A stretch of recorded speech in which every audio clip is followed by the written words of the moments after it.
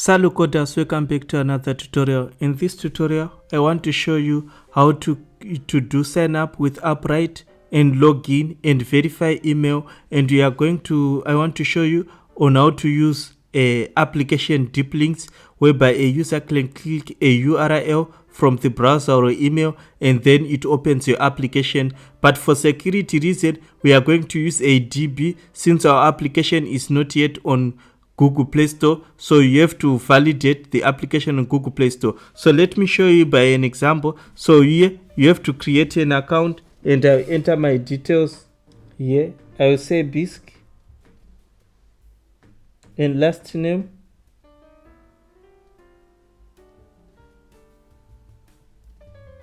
Email, I'll enter my email. And for the password, I'll enter my password and then I'll click next. So after clicking next, you can see I've been sent to the verify email. So let me go and check my email. You can see this is the email that I received. So let's copy this email address. Then remember I told you the link won't work. So for this link to work, we have to use the ADB commands I added in my readme file. We just copy this and replace. Let's replace with this link and it open the application. So let's just do this, delete this and paste this. So after doing this, let's run this in our command, in our terminal, and the application, as you can see, I just closed the application. I just mimicking like the user close the application because it's verifying in the Gmail. So after doing that, let's just clear and run this, and the application will open. So after opening the application, you can see here it's showing that there's some verification done here. So let's click done. So we have managed to log in. Right now, we are now on the home screen. So by going through this tutorial, you'll be able to know all these steps from start creating an account to log in, to verify if the user is logged in, to verify the email. You'll be able to know the links, like the app links, the deep links for Android, and many things. You'll be able to know the Appwrite and also Riverpod. So if you're new to this channel, may kindly subscribe and click the notification bell so that you'll be notified whenever we upload amazing videos. So let's get started. So let's continue. So there are changes that I did. So go open your app routes, which is the one that we created on the previous tutorial. Open this file and add this router, which is the name of this, and router delegate, navigation key, current context, and return an optional build context. So remember, we are using Go router, so the build context is coming from this one. So then go to the app localization, and I made some changes for the app localization. So on this line, can you change to say approute.ctx, which is this one that we added here, and remove the code that is there, so that we can fix the error that you are seeing for navigation key. So after doing that, our application is working fine. So on this splash screen, let's go to the splash screen. Let's go to the splash screen, which is this one, this screen. So in this screen, if you click this icon, it navigates to the next page. So we are using a Go route. So you have to say context dot replace push replacement app routes, and then navigate to the login sign up screen, which is this one. Use this one. So you can see this login sign up screen is this one. So it will open this page. So by doing that, we can go to this page. So if I click this, it will go in here. So from this, since we want to do Appwrite authentication, we have to do a sign up first because it's a new account. So you have to click sign up. But if I do this, it won't work because we are using, remember, we are now using Go Route. So all routing are not working right now because we are using Appwrite. So we are using Go Route. So let's go do this, and let's say context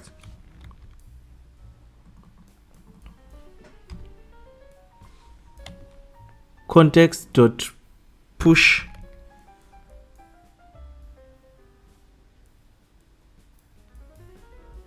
we want to use this push, and we want to use this one, which is the sign up screen, but I don't think we added this. Let's check if we added this sign up screen in our routes, which is this one. So do we have sign up screen? Yes, we have this sign up screen. So let's just add this login screen also because we also need it very soon. So we just duplicate this, copy and paste. Sorry, you have to copy this from this, copy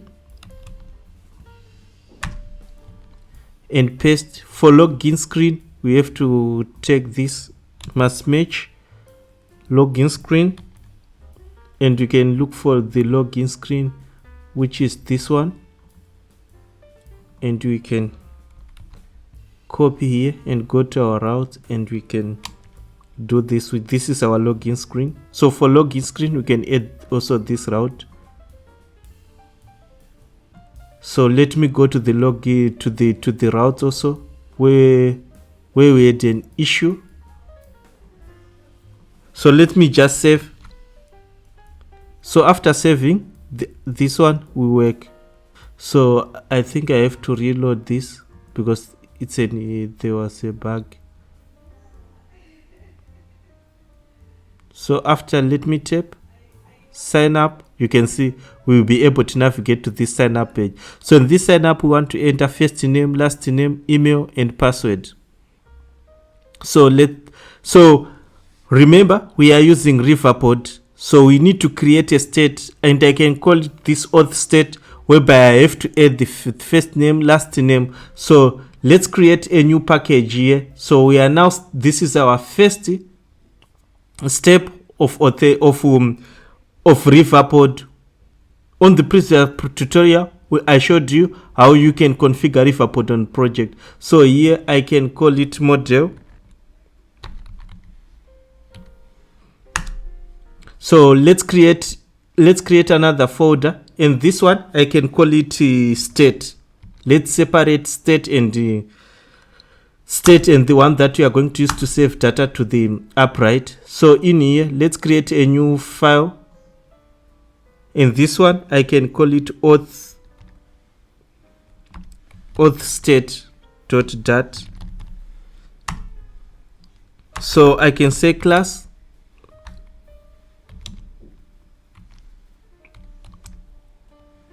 auth state. So here I have to add some properties. So the first property that I want to add, it's a bool loading, so that we know that when someone click the button, we want to load something, right? So let's make it optional. So here, let's add another property also. In this one, I can call string, and for this first name, I just want to say, let me call it first name.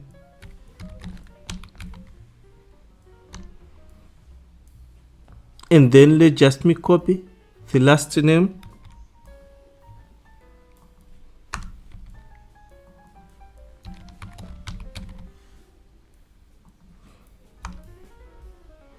Email.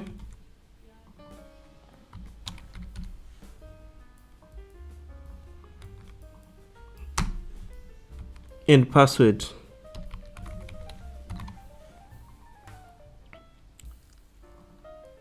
So by doing this, I think we are okay. So let me just add, okay, we can add more other properties, but I think for simplicity, let me just leave it like this. And in here, I think there's somewhere where I wrote model, so we can, it's okay, we can replace that. So if we have auth state, you can, I'm using an auto generator. If I put my mouse here on the class name, I want to generate a constructor, I can say generate constructor, and the constructor will be generated. I can put also my mouse again here, and I can create copy with methods. So this one is just for copying, so please add this copy with, and you can use the extension for generating the constructor and copy with. So it's just a that class extension. So after doing that, let's go to we need to create for our, this one, it's our sign up. So in our sign up page, we want to use the model view controller. So if you go to this sign up screen, which is this one, I think this is the screen, and in here there's first name, last name, email, and a password. So in here we want to, there are things that you want to do. So let's go to our route, so that we don't, we know that which view are we going to make changes. This is the sign up screen, so we can go to this sign up screen, and we have this sign up button, which is this one, and we have the message comes, this one, the first name, last name. So in here we need to create a model, like a model view. So let's create a new file, and this one I can call it sign up view model .dat. So since we are using Riverpod, you have to say class sign up view, or I can say sign up notifier. Let me call it sign up notifier. Extends, we want to use the auto generation for Riverpod. So for you to use that, you must annotate with, you must add underscore, a $sign, and this, and add this. So after doing that, on our class, which is this our notifier, we must add a Riverpod. Let's add a Riverpod, and we can import this Riverpod. And in here, we just say part. We must add a part, so that this file must be generated. So it's going to be generated. So just say part. And the name of the screen, it's a sign up view model, like the name of the file, which is this original file, which is sign up view model .g.dat. So this one, it's going to be generated in this. It will create a provider, which is an auto disposable notifier, into this class. So after doing that, we need to add a state here. So our state, we just say our auth state that we created, and we will create a build method.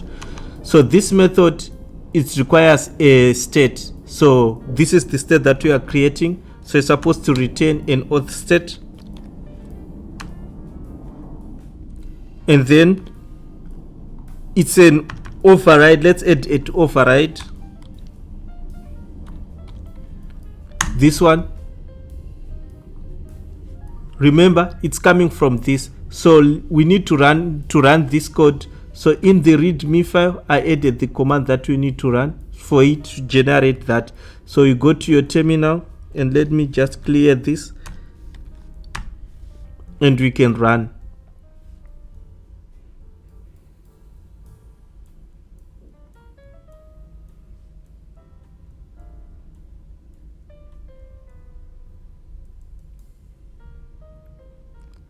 So we have an issue here.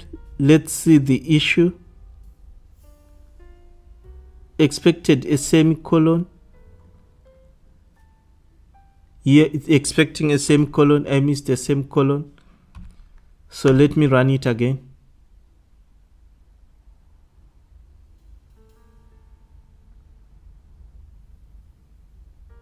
So after running this, a new file was created, which is this one. This one. You can see we have an error, but we are not supposed to see this error. Let's see what's the issue. If I move here, it said try updating perspective, set a minimum SDK constraint, because this one we are using latest version. I think our environment is outdated. So let's go here and let's add this one. Let's update to this version 3, from Flutter 3 to in less than 4. So after doing that, let's do Flutter pub get.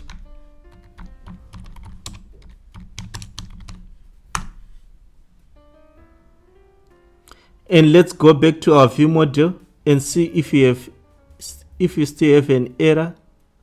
So our sign up page, this one.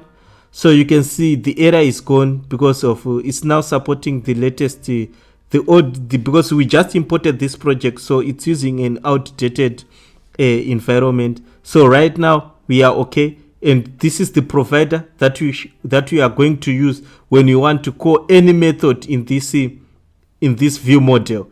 So what we need to do now, let's go and initialize it in our sign up page.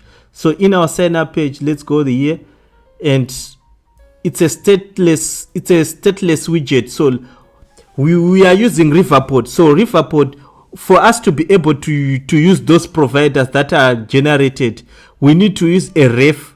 So that ref is available throughout the application anywhere that you want. So what we can do, we must convert this stateless widget into a stateful widget. Then we extend that stateful widget into consumer stateful widget, which is for Riverpod, and that class is a ref. So let's do this and convert it to stateful widget. You can go to that class, and here we need to make it a consumer. Let's consumer stateful widget. This is coming from Riverpod, and we can import the class. After doing that, this state is supposed to be consumer state, like this, like consumer state, and this return type, this method signature is incorrect. Let's update it. So by doing this, we are now able to use our Riverpod in this class. So using our Riverpod providers. So for using our Riverpod providers, we need to initialize them in the build method. So the first class that you want to on our view model, let's copy this class, which is the sign up notifier, and go to our screen. So let's import this and make it now safety, and we can say underscore notifier. This is going to be our notifier, and we can import it from here. And we want also to our state. So in our state, let's add our state here, this one, add and then underscore state. So this is going to be our state of the, so we can import our state. So we have to and put a semicolon. Let's initialize this. To initialize this, you don't have to do it in init state. Remember, always initialize it in the build method. So in our build method here, we just say equals to. So to initialize this, we don't have to say new something like creating a new object. That's when we use this provider, which is sign up notifier provider. So to be able to read this sign up provider, we have to use that ref, which is in this consumer state. So if you type ref dot read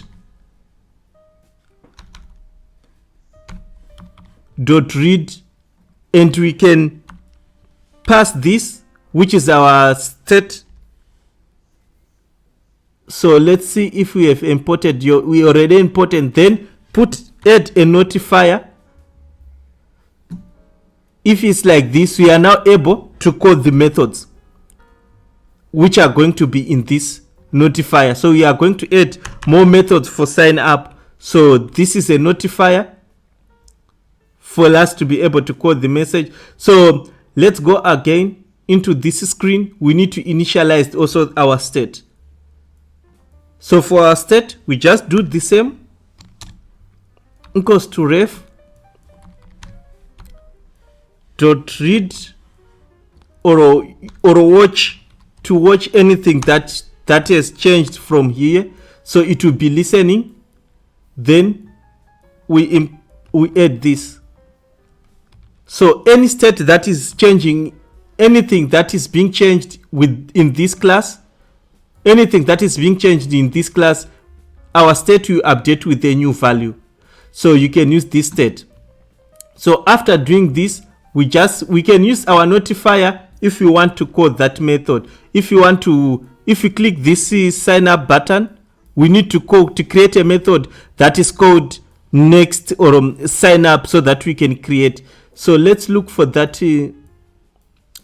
button,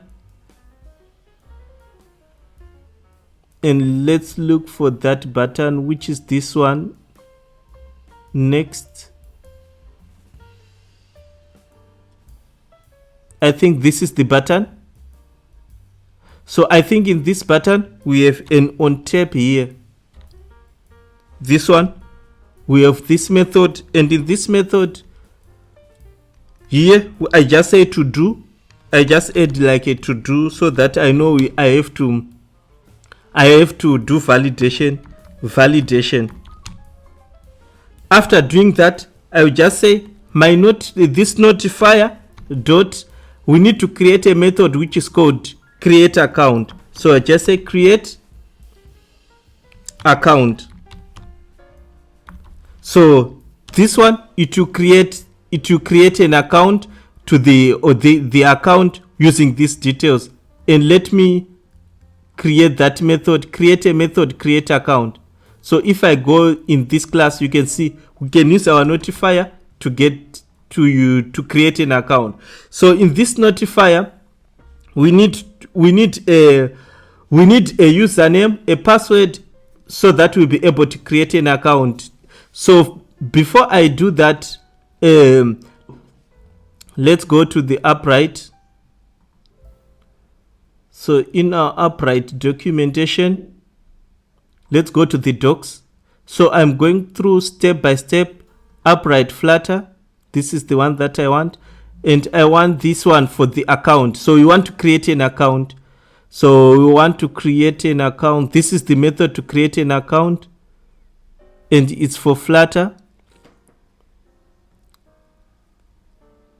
So if you want to create an account, you can just say account create, which is going to be the user ID and the email that you are going to use. So you can pass these values: password, email, user ID, email, password, and the name. So after doing that, and the name, this is going to be first name and last name, the password that you are going to update. So this is the method that you want to use. So before we use this, we need to create a new folder. So I want to show you the step that we are going to do then. So let's come here and create a new folder, and I can call it providers. So in this folder, the first file that I want to add, it's called Appwrite client.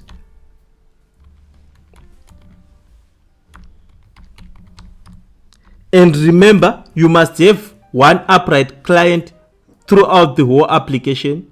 So in this class, this is the client that I want.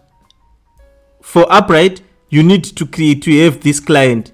So I want to have this client. So what I can do is I can create let me do this. I can just say so what I can do, I just say final, and I can say Appwrite. Maybe we are going to have many clients, so let me just be precise. Appwrite client, and here we just say from client, which is from Appwrite. I'll just say client. It's imported correctly from this, and I can import from Appwrite like this. So after doing that, I'll just say from this Appwrite, it allows us to set the endpoint like this. Just copy as it is and come here. So here we want to set a project ID of our application. So for project ID, so let's go to Appwrite. And let's go to Appwrite. If you don't have an account, so let's sign in. So if you don't have an Appwrite account, may you please create one and sign in. After I sign in, create a new project. And I can say an empty project, and I can call it to do.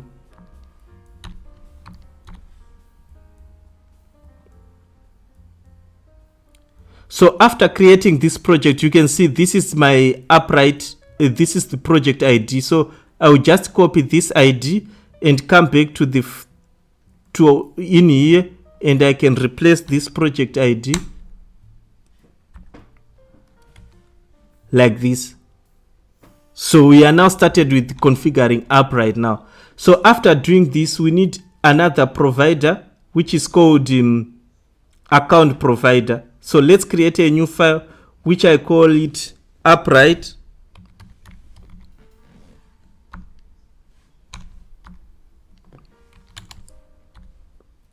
Appwrite account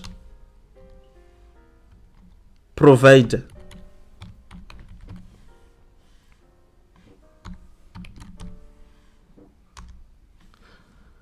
So in this class, I want to just create the account provider, and the account provider is like this class. If you come to the documentation, let's come back to our documentation. Let me close this. I am already logged in. So if you go to this account, we are already there. If you go to account and you are using Flutter, remember, choose Flutter here. So if you are using, so for an account, you're supposed to have this client. You are supposed to have an account, and the account requires a client, which is your project ID. So for account provider, we just do this. Let's go back here, and I can say final provider. We are going to call this provider, and this provider we want to create for the account. So we just say account, which is coming from Appwrite. So the client we're going to be this one. So in here, I will just say this client, and I can import the file. I can import this object.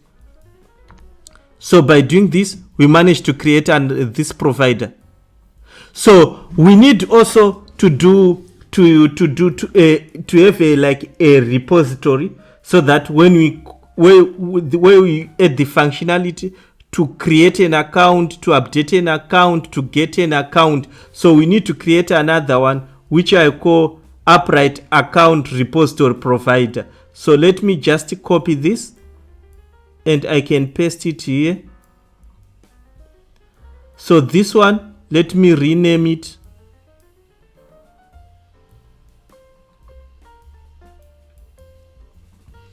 And it go here. Let's remove the copy. And in here, account, Appwrite account repository. So this one, we allow the communication between it allows the communication between to our Appwrite services. So here I'll just say class. So this one, just leave it as it is, class, and I will say account repository provider. So this class, I want to use the ref. As I told you, if you are working with Appwrite, you must remember to use a ref always. So in our class, we have to say ref, which is come from Appwrite. So here we just say ref. After doing this, let's create a constructor like this, and a constructor. If I go here and do this, and I can say generate constructor, and this constructor, I want to make it this way. Yeah, I don't want to make it optional. It's a requirement. So if I come here, this one, I will make it account provider. This one is the one that we are going to use. So I just call it account provider, and in here, I just say, and here I will pass the ref, which is coming from this provider. So this class will be available throughout the application. So in this class, that's where we are going to add all the logic of creating an account. As you can see, it's now easy, and we can now do some logic like him. So for us, we need here, we need a reference to this account, which we created above, to be able to create an account. So to create an account on Appwrite, there are things that we need. So let me copy this, or let me do this. Let me just copy this. It's simple. So let me do this and come here, and let's create a new method that is called create an account, which is create new account. So we'll pass few parameters here, but let's add a try.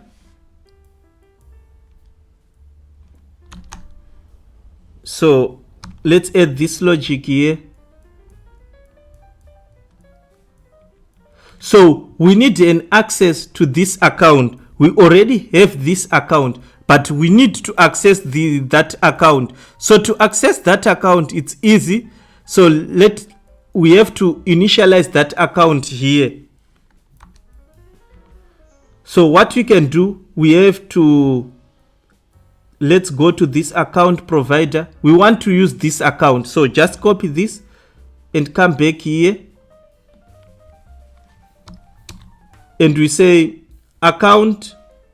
So here we just say account get, and then the variable name, which is going to be an account. And we can do this.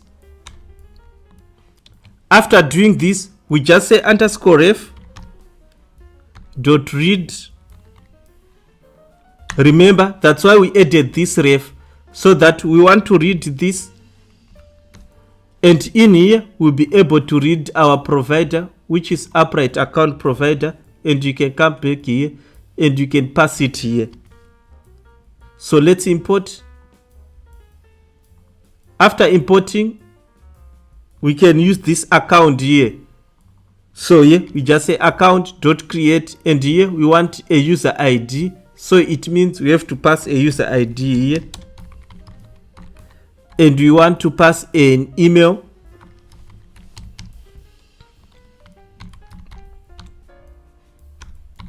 We want to pass a password.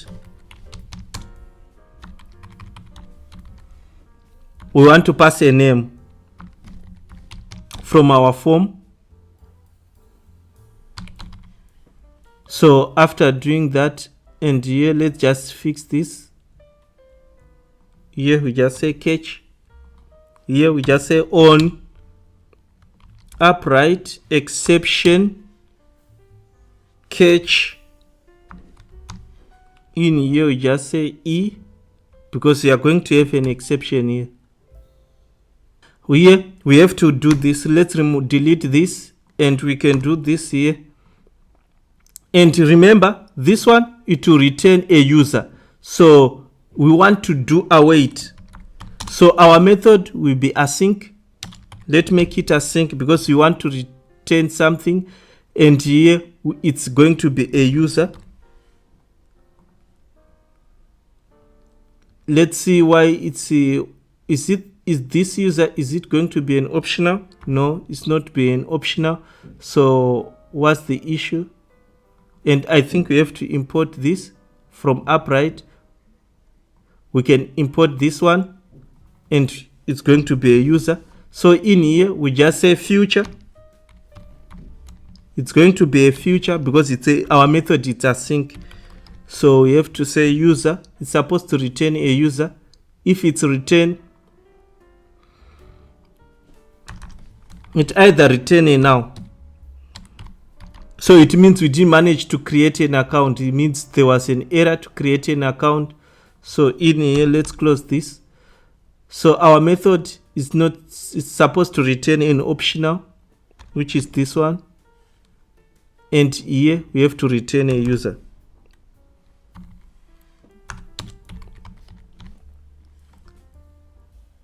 And here we can pass the user ID, the email, the password, and here we just pass the name. So when someone's creating an account, we can send we can set the name. So this provider is the one that we are going to use. So for us to use this provider, we want to use it in our view model. So in our view model, let's go to our view model where we created our method for sign up. So in our view model, we have to use this.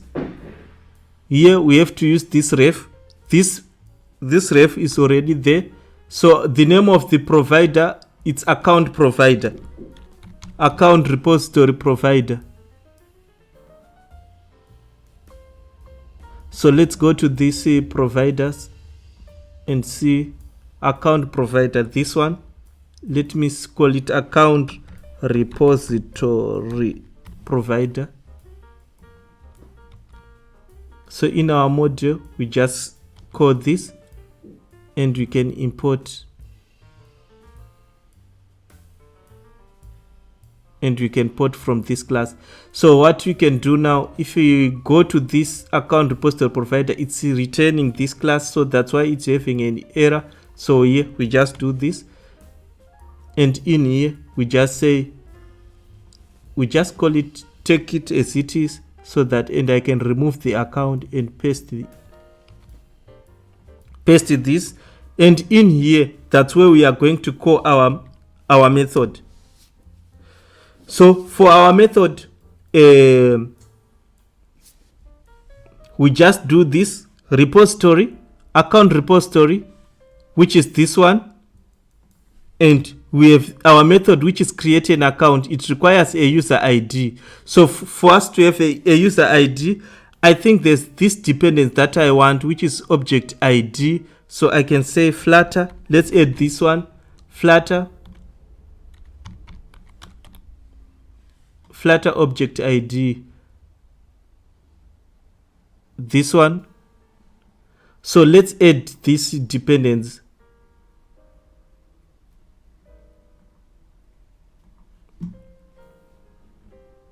So this one, it allows to create a unique ID.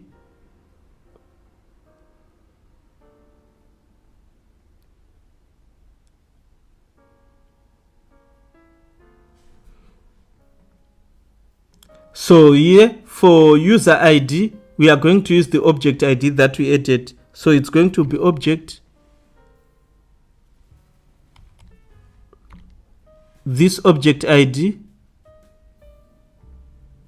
dot x string, and for the email, it's coming from the state dot email, and for the password, it's coming from the state. I didn't show you how you can update these values. I will show you soon. State.password.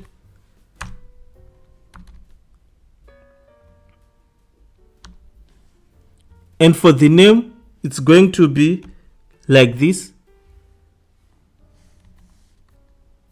So it's going to be state dot first name, like this.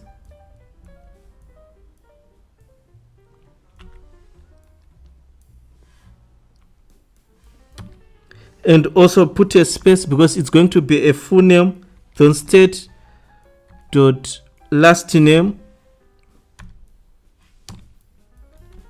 and optional, because so the validation you can do it so that we don't send in now values. So you have to send values so we can do the validation later. So after doing this, and it's going to be here, it's going to be async, remember, because we are calling something, and here make it await. Let's wait for a response, and it's supposed to return a user, which is from Appwrite model. So let's go here, and here it can be now. So let's import this from the Appwrite models. So after doing this, this can be now. If it's now, it means we didn't manage to create an email. So we just say if user is assigned to now, it's now. It means we have to return, and we can show an error message like failed to do, failed to something, or what I can do also, okay, failed to, with an error message, failed to create user, else if the account is created, we can do something like account created. So it means the account has been created. Print. For now, they just log account was created. So in here, we need to update these states, email, password, into our state. So to update those details, we just say set email, and it's of type string, and just say input, and I will just say state equals to state dot copy, and then I will say email, and then I'll say input.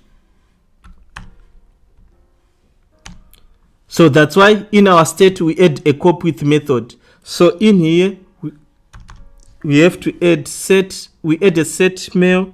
We can say set first name. Here we just say first name, and you can update also last name.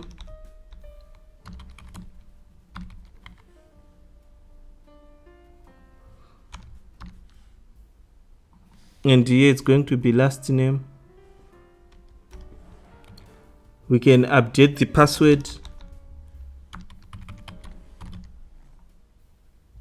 and here it's going to be password.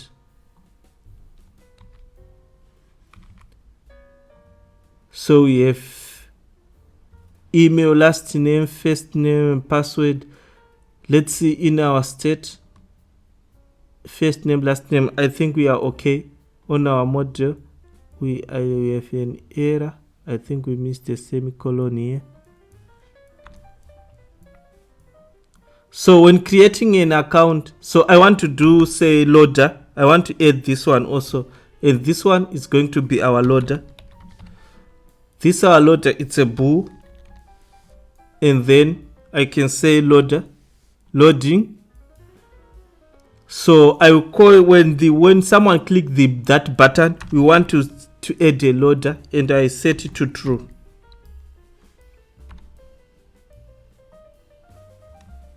And after doing that, when we get a response, I'll set it to false.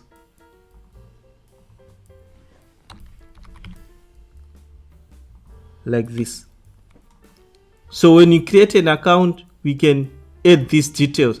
So we need to update these details. So let's go back to our view on our screen. screen. So what you can do before we click that button, before we do this here, so let's just say notifier. Let's just copy this. Before we create an account, we just say set email, right? We want to set email, and the controller is going to be an email controller dot text, like this. And for a first name, we just do the same. Set first name. I think the controller is first name controller. And for last name, set last name. So this is what you do. So we are now updating our state.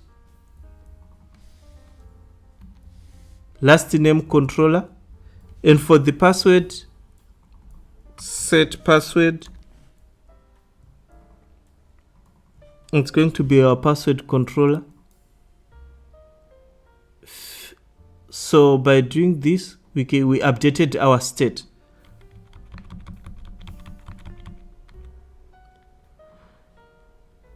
So after updating our state, we can click this button.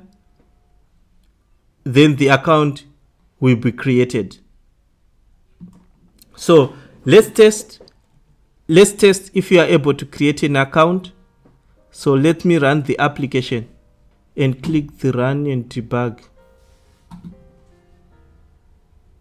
So let's test, and then I click sign up, and in here let me look for, okay, for first name I will say Marshall. Last name I say Bisque. For email I'll just say code with Bisque at gmail.com. For password I'll just say test.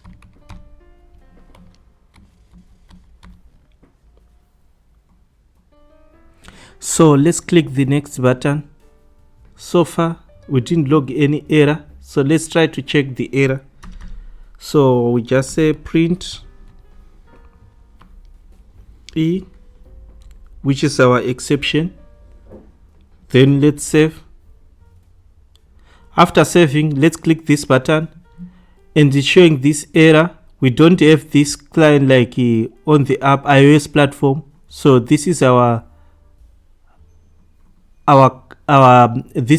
bundle ID. So let's just copy this and let's go to the dashboard. So let's go to Appwrite console and go to overview. On overview, let's add this package for iOS. So let's look for Apple, this one. So this is we choose iOS and the bundle ID, and this one I can say to do iOS. Then I can click next.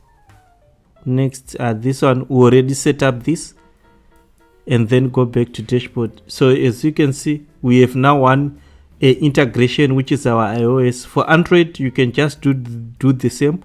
So after doing this, let's come back here and try to create, and on auth we don't have anything. So let's test again, and I will click next. Flutter account was created. So let's go to the here and refresh.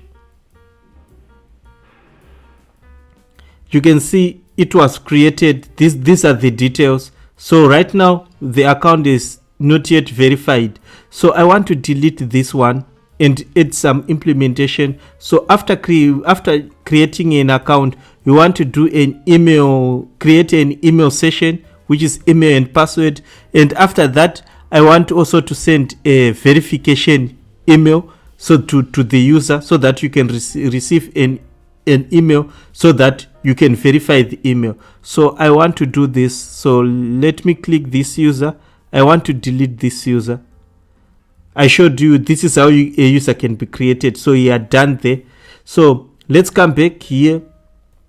In here we want to create an email session, so that after creating an account, it means you'll be able to use the application. So we just say in account dot create, we want to create this email session.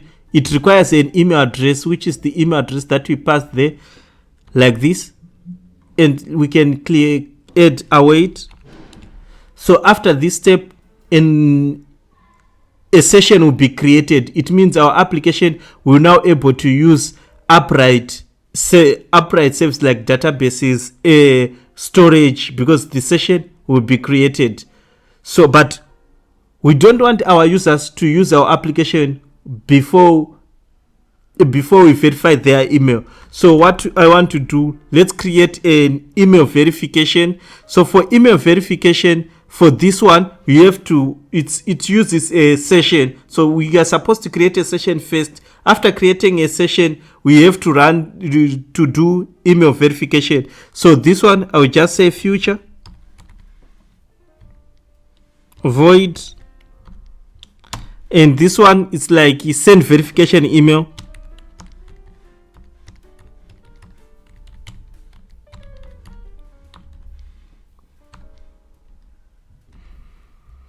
And I will say await,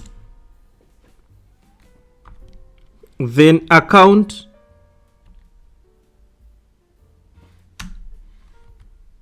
so here let's make it async, right? This one. So account dot this one is like create verification.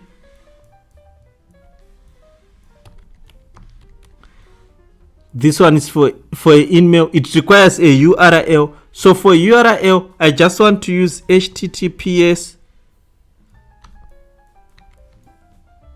This is my URL for code with BISC, and I will say verification dot code with BISC.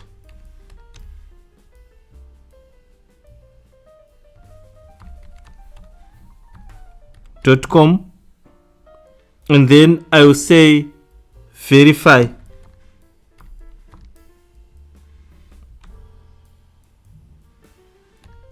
Then it's supposed to be an await again. It's an await, right? So it's okay. So after creating a session, we have to code this method so that we can send Appwrite will send an email to this URL, which is our custom domain, which is verification.codewithbis.com, and it's verify email. So the next thing that I want to do, this won't work, because remember, when you go to our client, if you go to our client, this one, we are using Appwrite Cloud Appwrite. So this URL won't be recognized by Appwrite.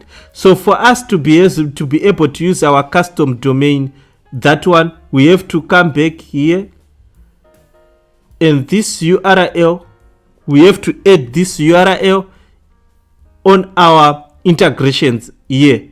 So let's add that domain again, and this is going to be a web. We can add it as a web. So I can say to do web, right? And the domain will be this one. So by doing this verification.code, then you click next, so our client will be able to use that custom domain.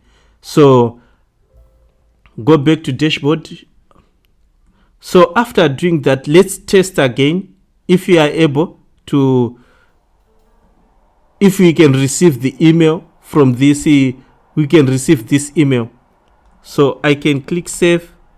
Let's save, and let's go to the application, and I will create.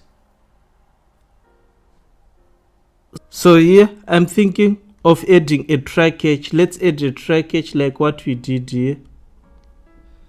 This is for email verification, and see, just do try catch and copy our logic, which is this one, and put it inside try catch. This one, and this is going to be our URL. So just save. So after saving, let's click this button and see.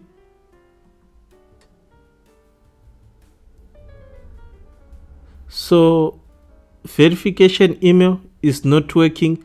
The account was created and we have an error with this verify email. I'm not sure why verify email is not working. It's coming from the Appwrite, so we can leave it like that. So we can go to this. This is the this is our user which has been created, but the user is not yet verified. So the next thing is like we want to move from this page and open the page which is the verification. From this page, which is the sign up, we have to go to the verify email. So after from the verify email, then you can click this message which is verify email. Or so we have to go to the next page which is verify email screen. After verifying the email, we can go to the login or we can go to the app dashboard. So before we verify the email, let's look for another screen which we can use or to duplicate so that we can work on verify email. So let me create that screen for you. So let me create a new package, a new folder which is verify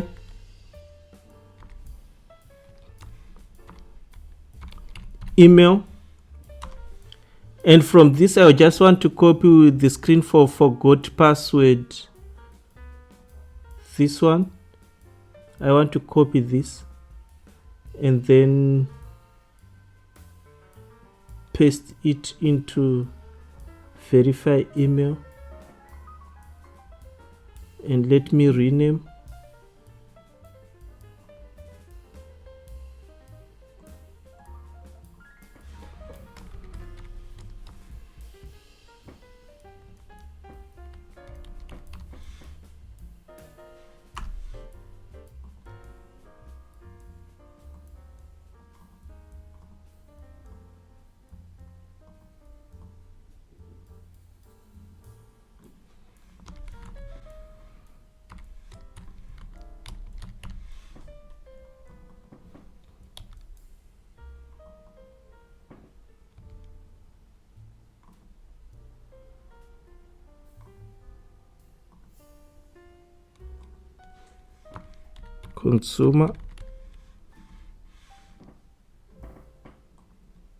consumer stateful, and here will be consumer state.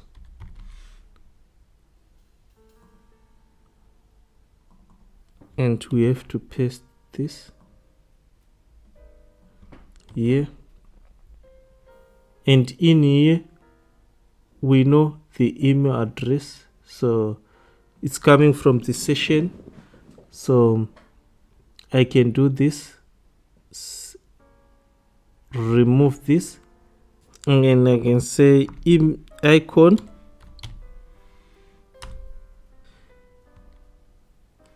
dot email,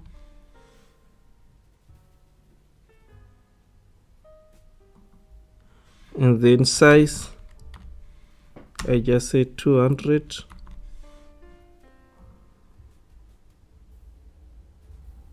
And this is the button that you are going to click for submitting. So after doing this,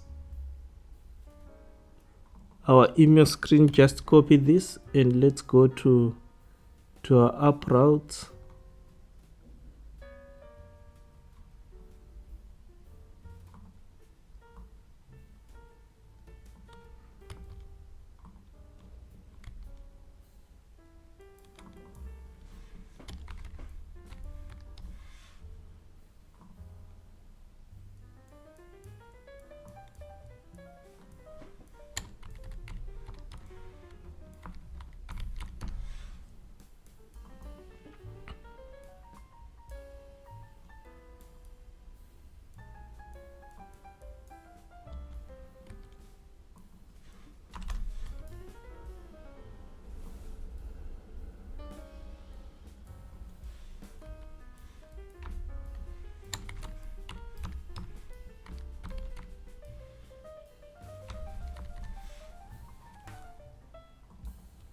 and copy this, put it here, verify email.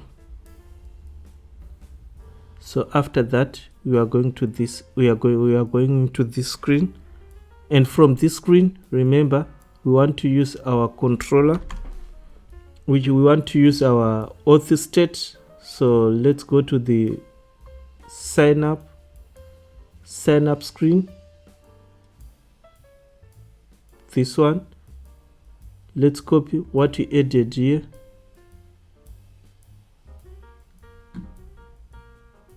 We added this, copy this and add it in our verify email screen. And this thing is not necessary, you don't need to type an email address. And let's import this.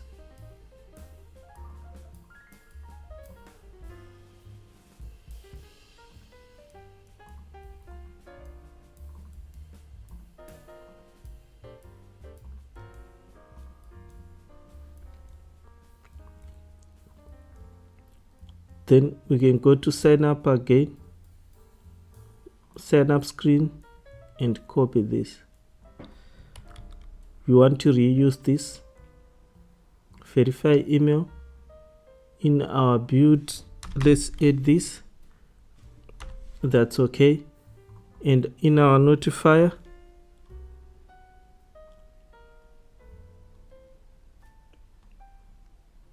so nothing much here. So remember,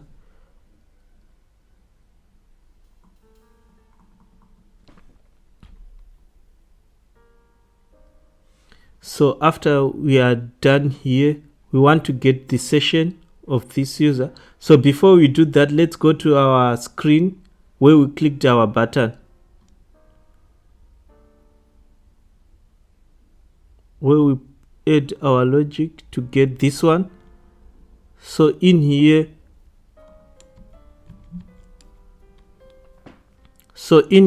we can add a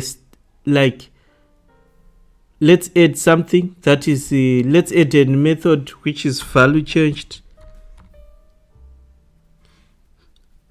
Let's add a value changed and it's of type boo.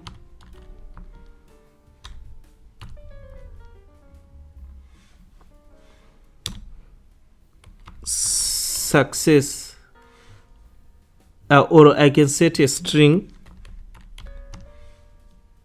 on account creation.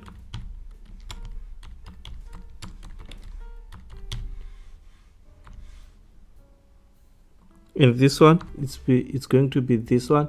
So this one, when it is not equal to now, so we have to initialize it by all means. So when this one is now, it means we have a message that came from something, and we just say let's unwrap this, and the message will be, if we didn't manage to create a user, failed to create an account, please try again later. I just put this message. Then if you we can pass it a now. So when it's now, it means an account has been created. So here we just pass a now, and you can check this one does not allow a now because a string. So let's put in, it's supposed to allow a now. So we need to initialize this in our screen. So in here, what you can do, just say underscore notifier, this one equals to, we can do this. I'm not sure if we have a toast here, but what I can do is that we can check if it's not now, it's not now. If value is not equal to now, show to do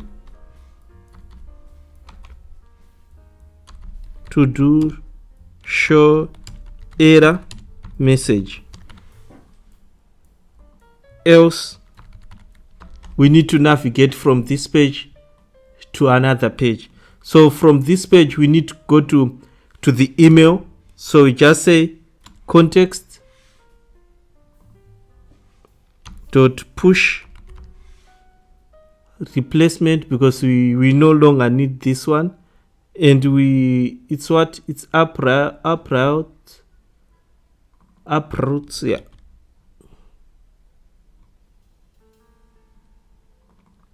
Then we go to, from this page we go to verify email address.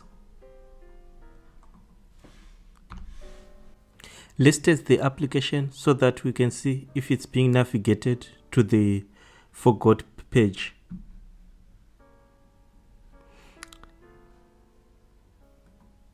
So let's click this. Let's do sign up, and let me enter my first name.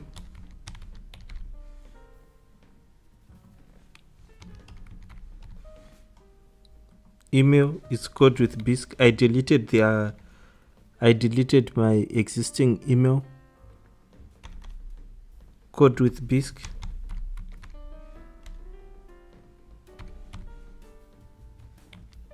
at gmail.com. Password.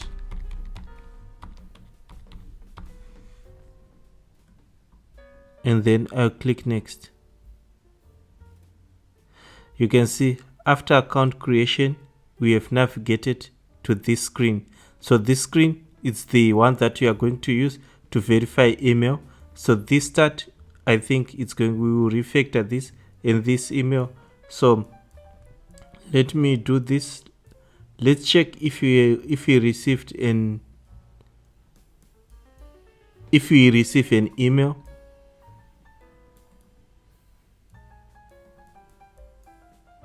You can see I received the email with the verification. This is the email. So this email will expire after 7 days, and there's an expiry date which is 3 October, which is 7 days from now. So I will show you how we can validate this email. So I will test with Android, because for iOS we want to use what they call universal link. So if I click this email, it doesn't work. You can see it doesn't work. So our application must be able to validate this email using universal links for Android and iOS. So I will show you later how we can test that, so that if we click this, our application will be able to validate in our application. So for now, we are now in the verify email page. So let's just do some refactoring on that page. So let me go to this page which we have navigated to. So in here, this is the page. So in this page, I think our size is too big, so let's just resize. I put it 200 and I can make it, let's say 100, and see. And we have this, what if I say 50, so that we do to avoid that error. Okay, so this one, so what we can do, this align, we can just put it in a wrap with a widget, and I can call this widget align. I can use this widget, and in the alignment I'll just say alignment direction, and I can say dot center, and then I can do this. You can see it is now centered, and there it say forgot password. We are supposed to use this one, which is the localization, this file. So far we only have English. So for this page, let me just create form, and let's copy and do the correct standard that is being done here. And this one, it's verify email screen.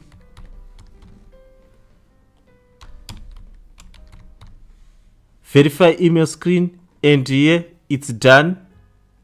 I can say label done.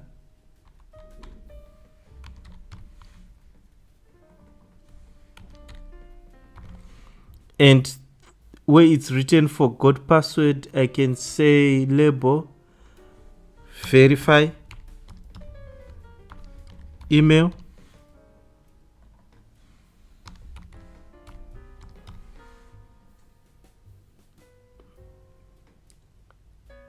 And here I can just say label. And this one, this label, I can call it, this is the button to resend link.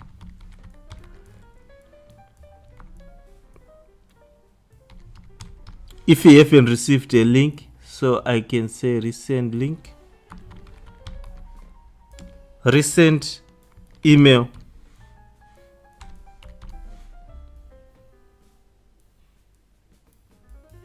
Then I can delete this. So I can copy this label done. This is going to, we want to replace it with the forgot password. So let me go there to the actual screen where is written label forgot password. Label forgot password. I can say the done is for button. We want to change our button name, which is start. If you have validated, it is going to be labeled done. So don't worry, if you restart the application, it will update. Then here, this link, I don't think this link is necessary.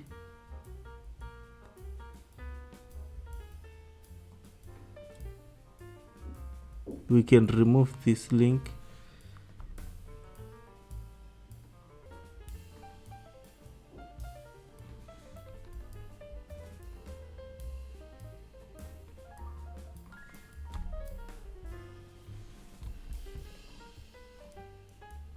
Okay, this is the bracket. And this forgot password, this is the label. So for the forgot password, the label is supposed to be verify email. And I can come back to the screen and I'll replace with this. So this is going to be a, so if you are in this page, we know that we are in forgot, we are in, so this thing is forgot password. I think it's coming from here. So it's supposed to be verify email. Like this. So when you restart the application, it will sort out these labels. So they will be loaded on application startup. So what we can do now, what's next right now is to go to our view model and check. So we have this done, and we want to add another button, which is this one is button navigation bar, bottom navigation. No, for this we don't want this. After this one, in here we want another button, and that button will be Resend. So let me just copy. I copy this button and I put it here.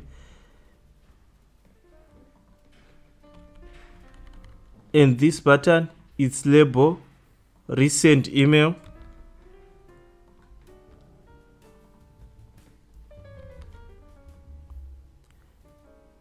And here we just say notifier, our notifier. And we need a new method, which is Resend email.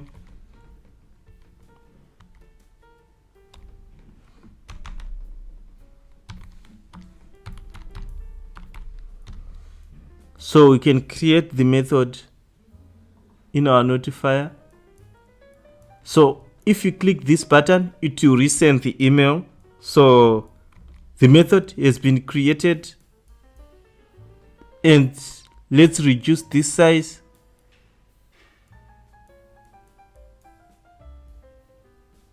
Or we can remove this.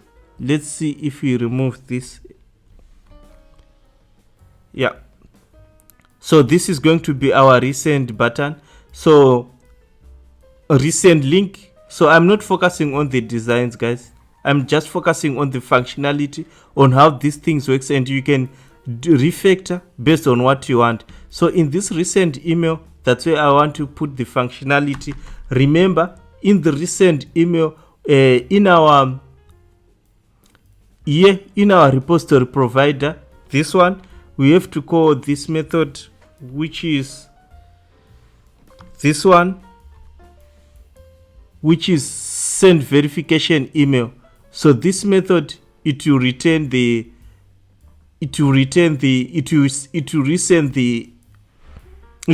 an email.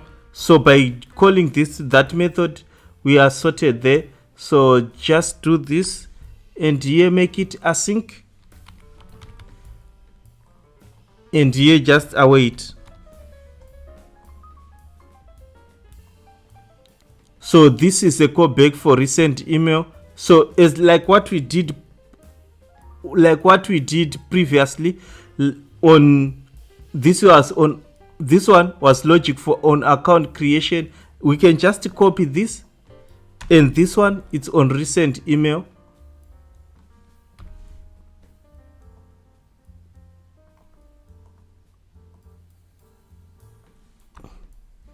On resend email. So after I click resend email, and we also need the callback for on done.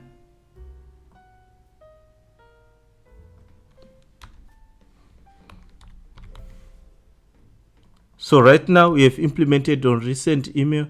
So here we just say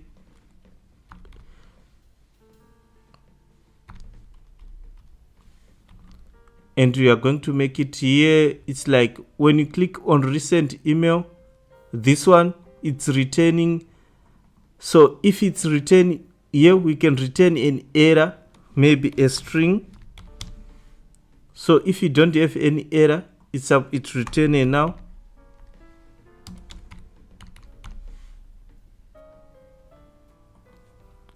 So if there's an error, we can return it.get message. So this resend email here, it is being called in our view model, and it return a string.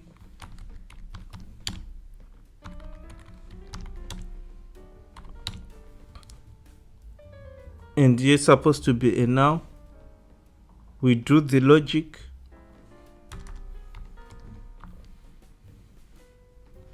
If message is not equal to now, or it's simple, we just, this thing allows a now. If it's a now, we know that we have successfully sent an email here. If it's returning now, we successfully sent an email.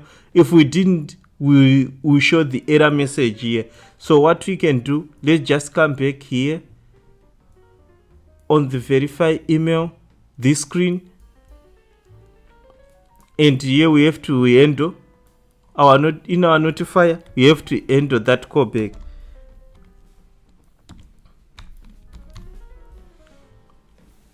This one is on resend email, and on resend email, let's handle on resend email. If it's now, if value is now, because it can be now. So if it's now, it means it's success. So we just print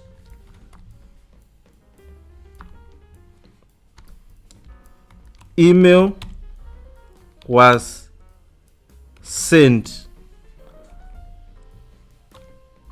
So here I just say to do show snake bar.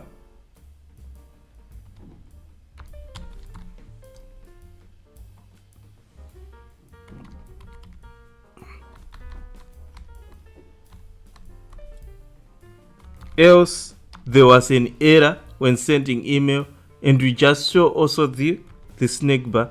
So here it's supposed to be the value that we get here. Show snake bar success and snake bar error. So by doing this, we are listening to this send email event. So let's test, and I can say Control S, and I can clear this, clear all, clear console, and I can click this button. You can see the email was sent again. So if I come back here, let me just, you see there are now 2 emails. This is the new one. So we have managed to do a resend email. So after doing this, we know that our resend email is working, but for the user, we don't know yet if the user is not yet valid. So if you go to auth, you can see for this user is unverified. So it's supposed to be a green. So right now we want to work on the functionality to make this green. So let's go again. So these things that I'm teaching you, you can never find it anywhere for Appwrite. So this thing is, I'm going deep and deep. So for you to understand how this authentication works. So let's work on the verification process. So if I come back to this, let's create another method in our view model, which we are calling here. And this one, we want, okay, let's go in here. We want to get a user. So let's say future, so that we want to get a session, like a user who is using the application. So it's a future user. So I can say get current user. I can say get current user from session here. So after we created this create email session, this one, from this, that's why we are now having a session. So this session is now in your phone storage. So we want to use those session. So it's now pulling that session in your phone storage. So what we can do, this one can be now. So if the application starts from scratch, like it's a new installation, like someone haven't logged in, the session will be now. So we don't have any user logged in. So I can make sure the user is now. So let's put in a try catch.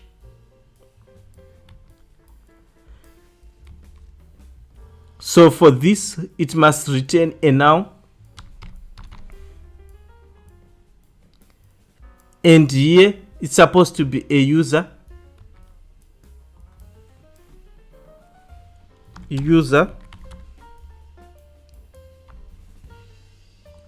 So we don't want to use this method, which is current, for verification. Let's use get, this one, and it will return a user.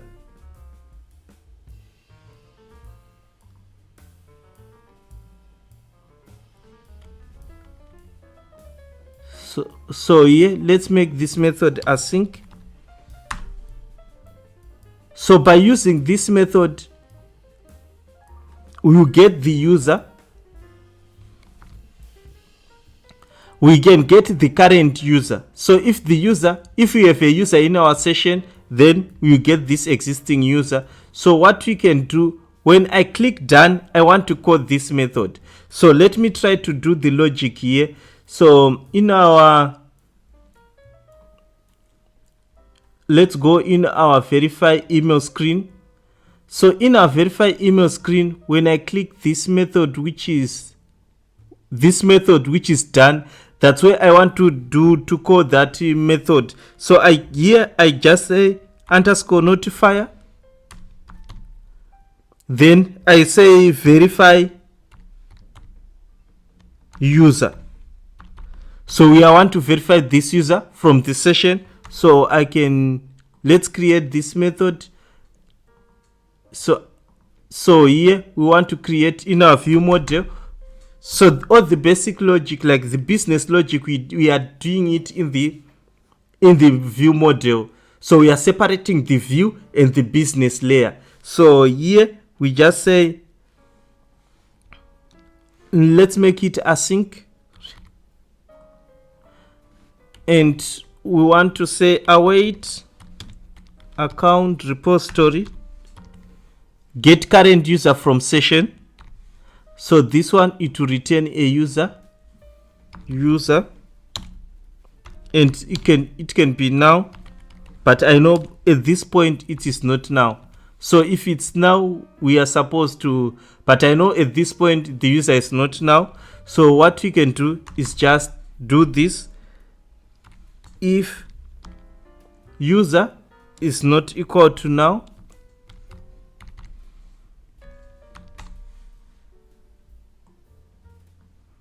we have the user in our session. So if user is not equal to now, what we want to do, we have this one which is on done. So we want to call the done. So what we want to check if the user is verified. So if user dot, let's check for the email verification is assigned to true. So it means the email has been verified. Verify user. So when the email is verified, we want to call this callback, which is on done. So we want to call this. If I send this callback with now, it means the email has been verified. Else,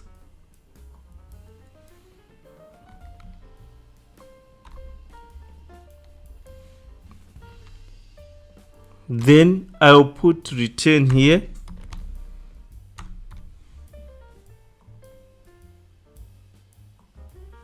Else, I will say email is not yet verified.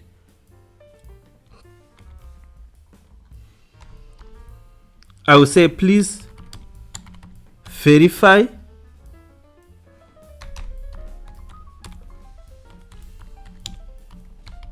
Please verify your email. So this one. So this message. So this one. This callback on done. We have to listen to this for this event. So let's go where we code on resend email.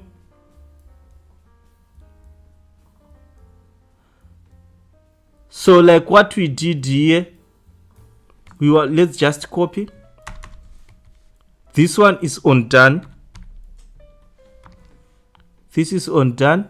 If it's now, it means email was verified. So when the email is verified, we have to navigate to the next screen. Navigate to home page, or else we show an error. We show an error that the email is not yet verified. So after doing this, we show an error, and it's going to be a snake bar. We shall implement these errors. So email was verified. So let's just test this. So in here, let me click the done and check.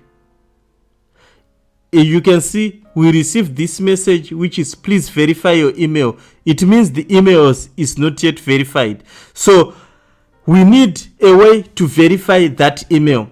So for us to verify this email, we want to verify it in I want to test this on Android.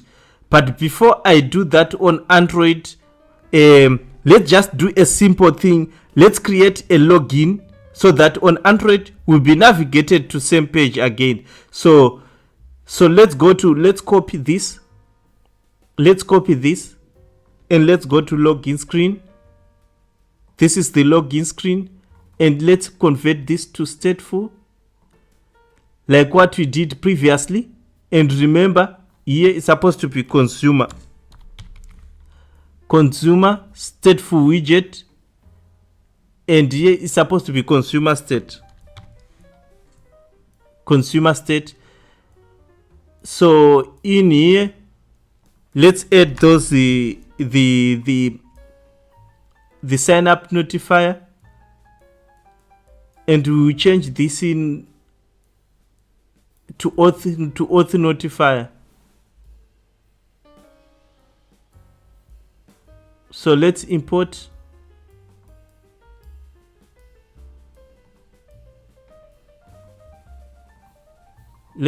this sign up notifier. We will change the name, we will refactor and make it like an authentication notifier, because we are using it for both for authentication.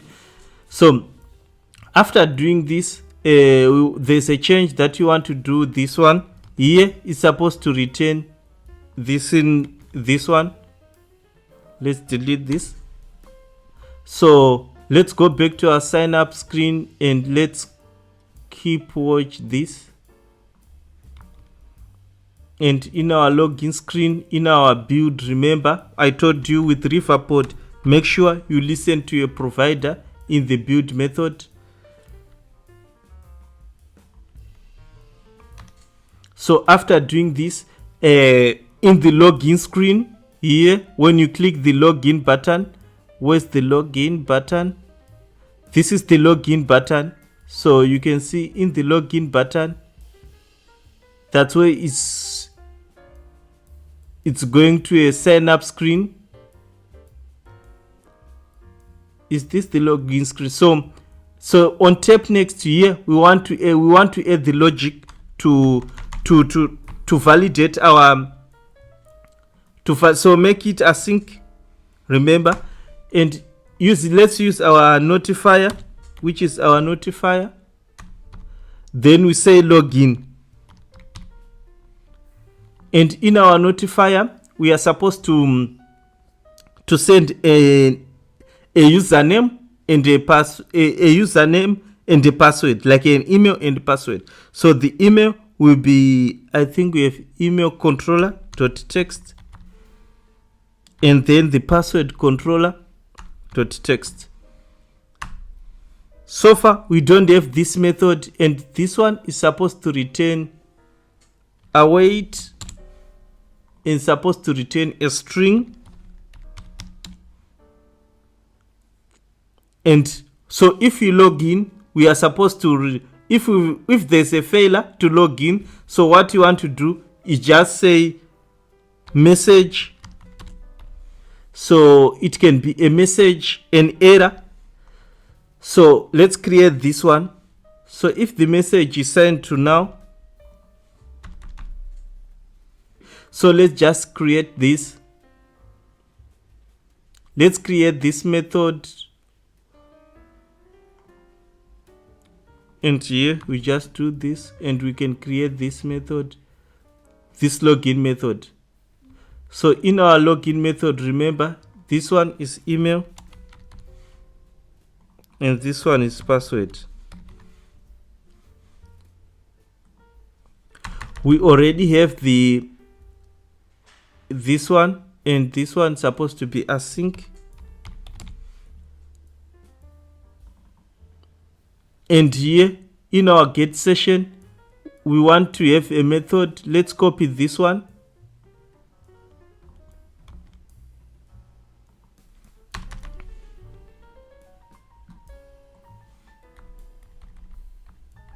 So this one is a login,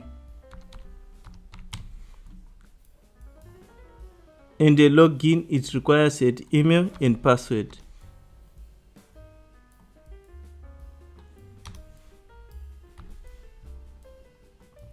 And remove this.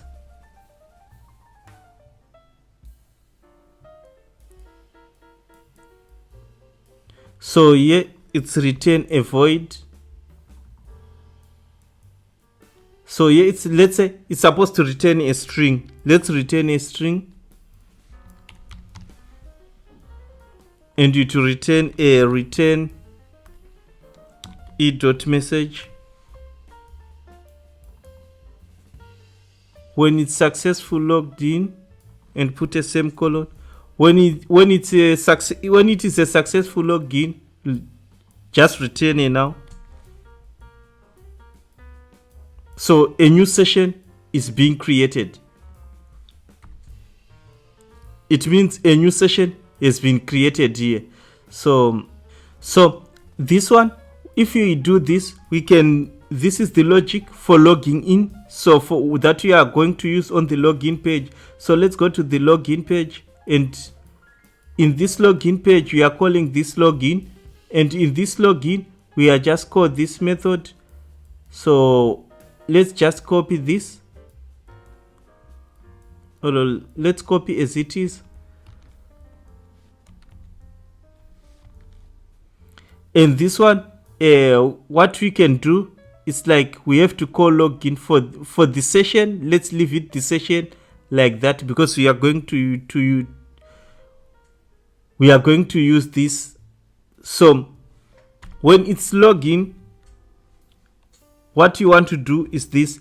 We have to do this email, like let's do this,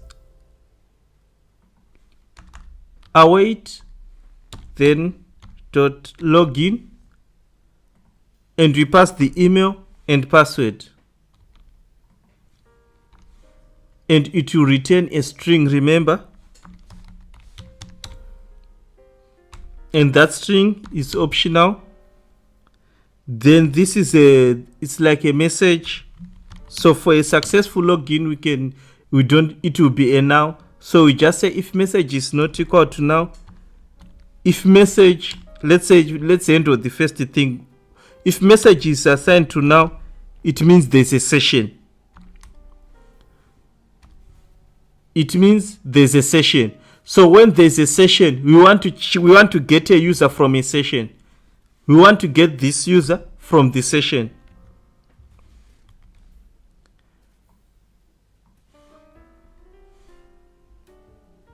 So we know that there's a session. We created a session. So after doing that, after creating a session, we want to load that user from session, and we want to check if the email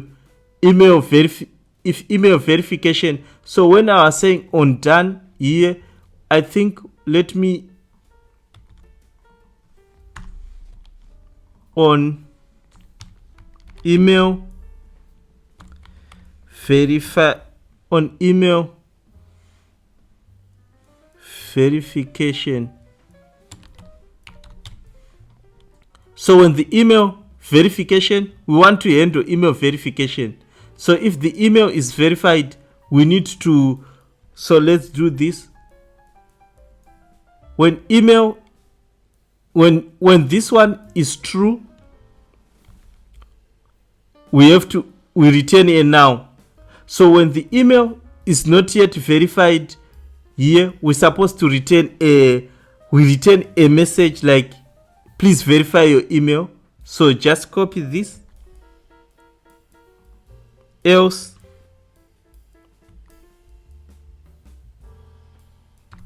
so for this logic, that's why we route to the verification to this page.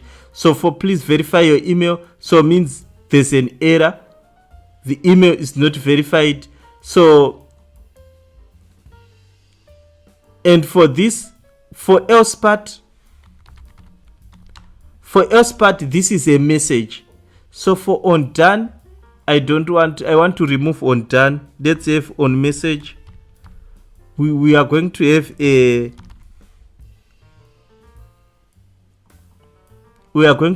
error. We can solve that.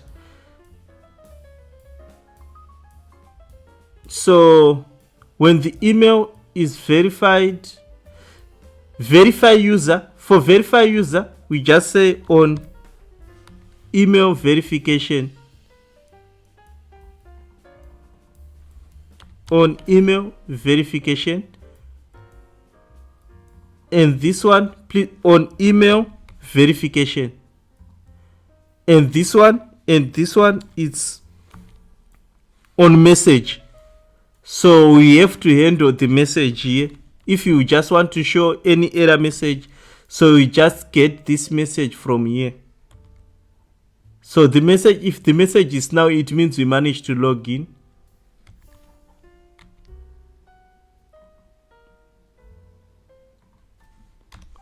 But if it's true or if it's else, so to handle this, we just say on message, we just say else. If we don't get any session, we just say session error.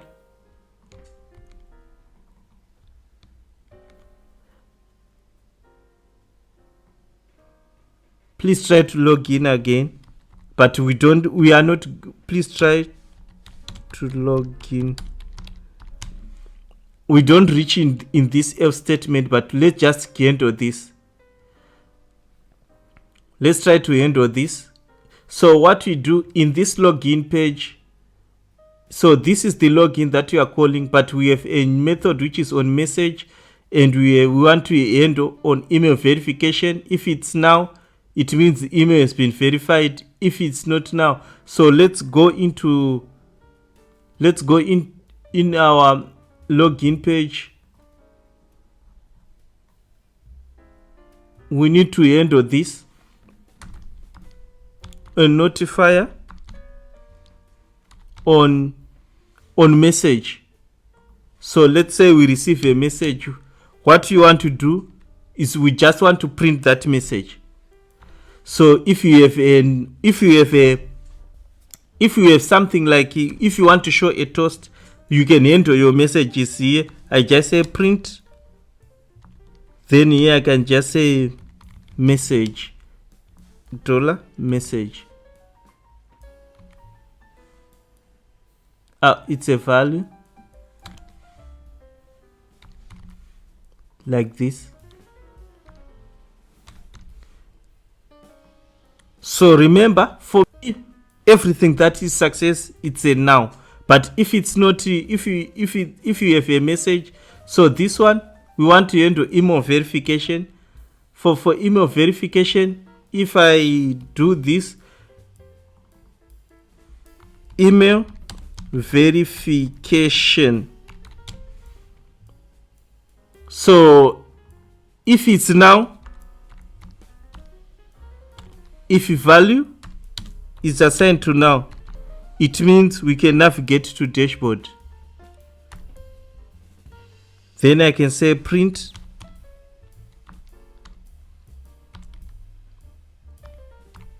navigate to dashboard.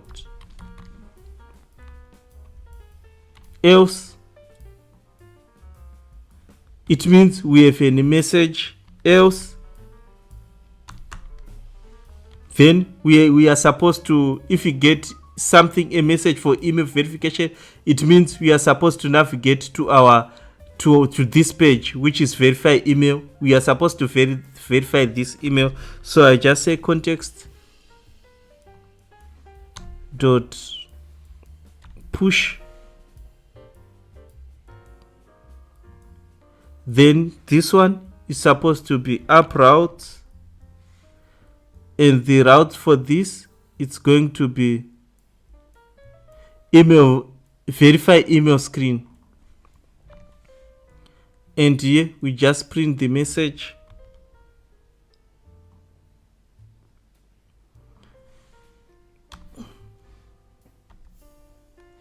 This one, it's email verification.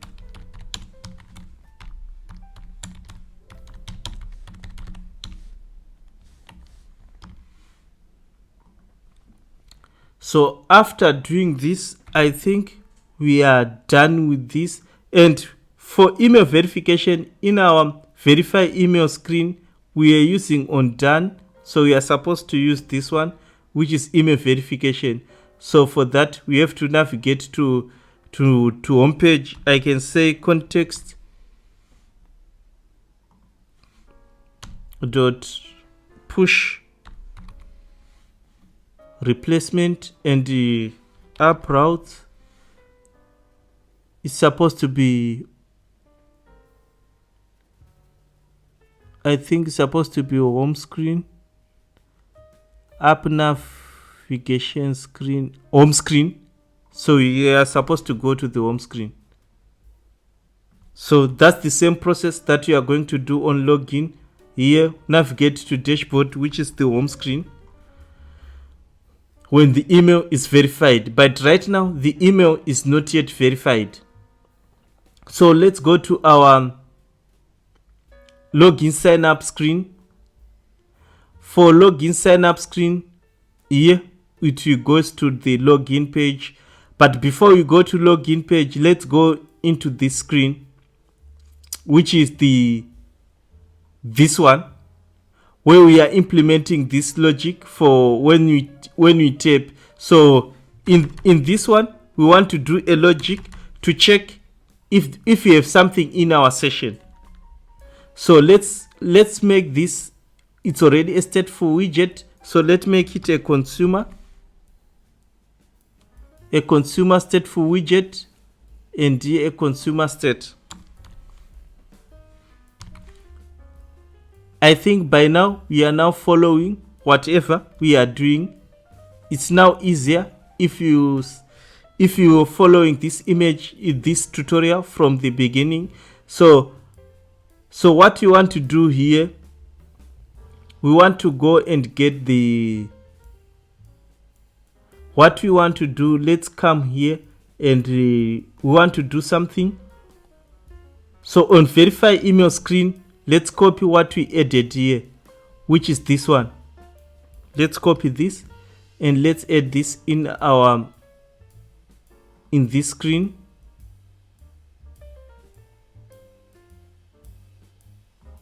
Which is our welcome screen.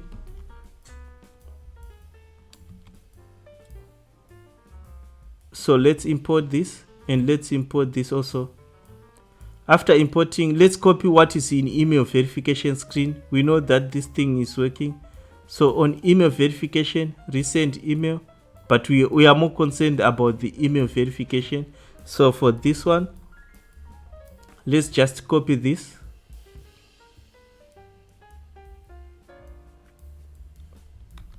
And we can do this. I want to make it this more easier. So for email verification, if the email is verified, we can go to home screen. If it's not, if the value is now,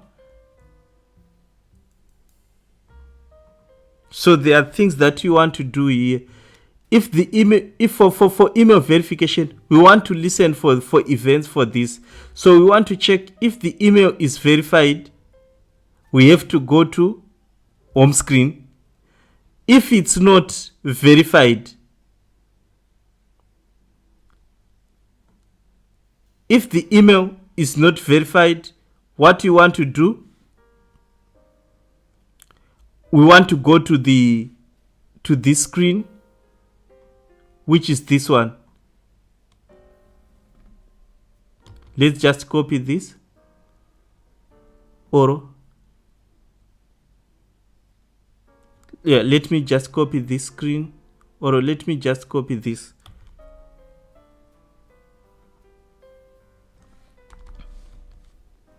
So if the email is verified, let's go to the home screen. If it is not, let's go in here.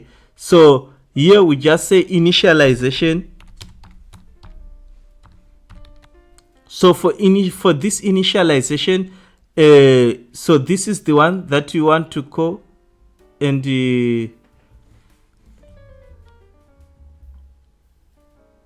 this thing is not necessary. We have a context already, so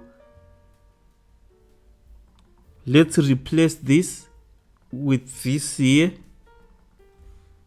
For initialization, when you click that login dialog, we call this initialization. We will refactor this. Don't worry, we will refactor so that we can auto load this thing. So if we click initialization, this, we want to do some logic here. So the first logic is notifier. We want to get, let's see, account. Let's see what other methods are in here. Login, verify user. We want to do this. We want to call this method, which is verify user. So if you call this method, it's either return a now, it will return a now, a user. If the user exists, it will return a user, or else it will say please verify your email. So let's check. Let me just duplicate this. I want to duplicate this. I want to do something like, so for get user, and here what I can do is just do this, copy this and replace with this here. So for get user, I want to get a user. So let me go to this in this screen. So here I'll just say get user.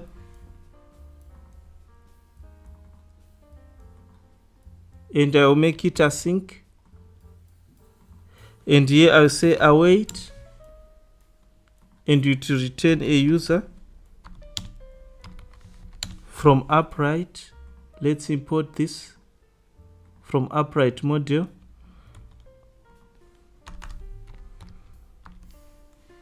If user is assigned to now, so it means we don't have any user in our session, so we can navigate to this. Let's call this.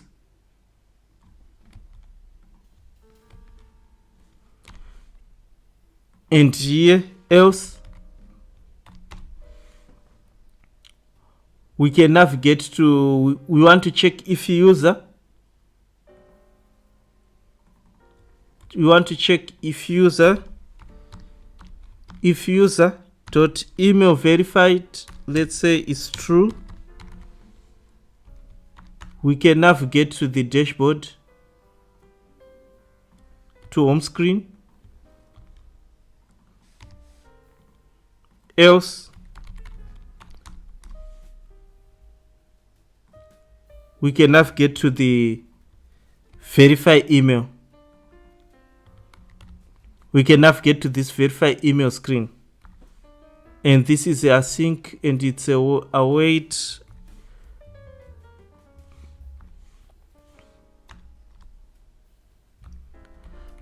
So by doing this, we can test the same logic like what we did here. Let's restart the application. So if I click this, it's saying that in my user, there's no session. So let me check if I code this initialization. If I code initialization, I click the image and it call initialization. If user is assigned to now,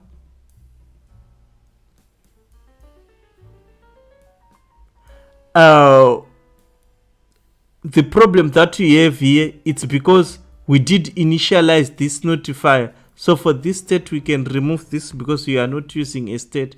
So for initializing this notifier, because it's a now, so what we can do, we have to initialize this. So it's going to be ref.read, and it's a sign up provider. Let's look in the verify email screen. Yeah, this one, sign up notifier provider.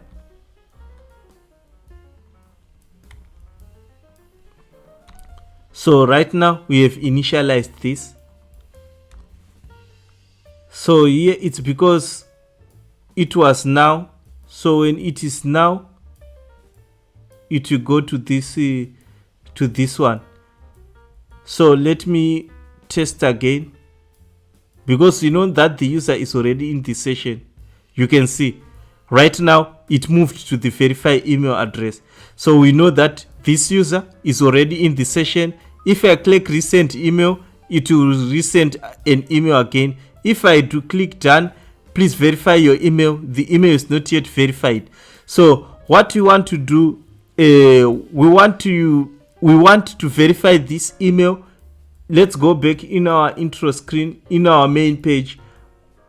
I want to show you what we are supposed to do. So this is my app. So in this my app, I want to do something here. Let's make it a stateful widget. Remember, as usual, let's make it a consumer state. A consumer stateful widget, and there make it a consumer state. And my state, it's going to be this.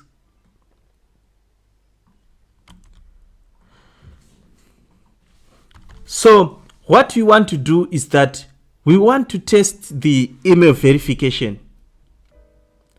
We want to test the email verification. So to test the email verification, we are supposed to, the link that we received here, we are supposed to use these details to verify what? To verify our account. So if you look into this email, we have the secret and we have the user ID. So this user ID 091, if you check, it ends with 091. If you go to Appwrite, you can see copy the user ID and I can paste it here. You can see this one, this user 0913B is same as this one, which is 0913B, this one. So what you want to do, we want to get this user ID and secret in our application, so that when I click this link or I use this link, the application must be able to verify this email, and we have a method that is already there that we use to verify the details from this email. So that is the complicated part that I want to show you how to achieve that. So let me show you how we can do it. So here we want to look for this library which is called Unilinks Flutter. So let's use this library. It's called Unilinks. So the purpose of this library, we use it to, we want to listen for a URL from the browser. You can see this is how we can use deep links. So we want to use deep links of our URLs. So I don't so in Flutter or in Android and iOS, so if you click a URL, have you noticed that if you click a URL maybe from Amazon app, if you have an Amazon application installed on your application, if you click that URL, it opts to you to open the application than opening a website. So for this, we want, if user installed our application, we want we want our application to open first, to give a priority. So for this to give a priority, we have to use what is called Unilinks. So I want to show you how we can use Unilinks in Flutter. So of opening a URL links in your application. So for this, we are going to use a Unilinks library. This library, we can install it from Flutter dependencies, and these are the configuration that we are supposed to do. So remember, we are going to use deep links. For Android setup, we have to just copy this. For Android, we have to copy this. You can see for deep links or app links, so we want to use app links. So this one, it will allow auto verify. So it will verify the application. So what we can do, let's copy this. And let's go to our pubs. Let's go to our manifest. Let's look for the Android and look for app. And let's go to the main Java. No, in this manifest. So in this manifest, in our application, in this activity, you can see we have another intent filter which is open when the application starts. So to allow a link from a website, we need to add this one.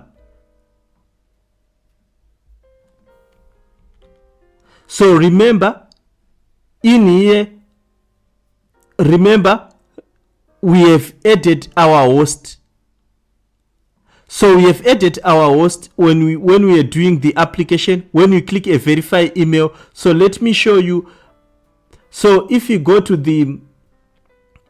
to our provider, which is our account provider, we have added this one, which is called with biscuit.com. So this is going to be our domain. So let's go to manifest. Let me hide this.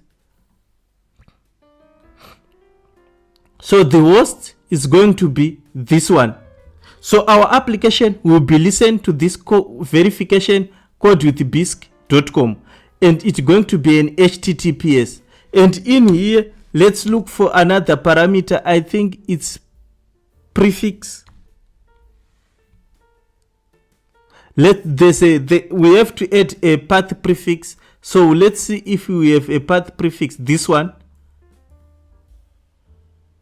So this one, let's add this path prefix. So our path prefix, if you go back to this one, you can see we added a prefix like verify email. So verify email is our prefix. So we want to use that one. So our application will be listening to code with bisc.com and with this path prefix. So it will be listening to this path prefix. So if this is configured correctly, the application will open. So by doing this, our application will be able to open. So if we click that link, the application is supposed to open. But remember, let me copy the link. So if I copy this link and try to open in the browser, if I try to open it in the browser, so for this to work, it's supposed to be in iOS on Android, because I configured for Android. For iOS, it's a bit complicated. So let's just do it for Android. So let me test the application on the Android device.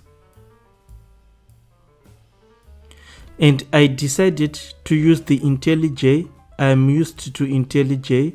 And it's easy to navigate as compared to VS Code, so I decided to use IntelliJ. For you can use VS Code, but the code is just the same.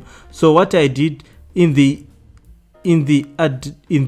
screen, which is the first one, I added this method, which is an init state, and I added a delay of 3 seconds. After the delay of 3 seconds, I have to check if the initialization. So in this initialization, I will check if the user, I will get the user. If the user exists in the session, we can, if the user does not exist, we will navigate to the login sign up page. So if the user exists, it means we check if the user is verified. If it's verified, we go to the home screen, else we go to the verify screen. So this is a new installation for Android. So we will be navigated to this screen, which is so it will navigate to this new screen. So let's go to the login page. So for the login page, let's see the error. And we don't have that route for the login. So let's look for this route. And for the login, we are not supposed to use this route, and we are supposed to do this, which is context. Let's just remove this, and it's going to be push replacement, and then let's save it again.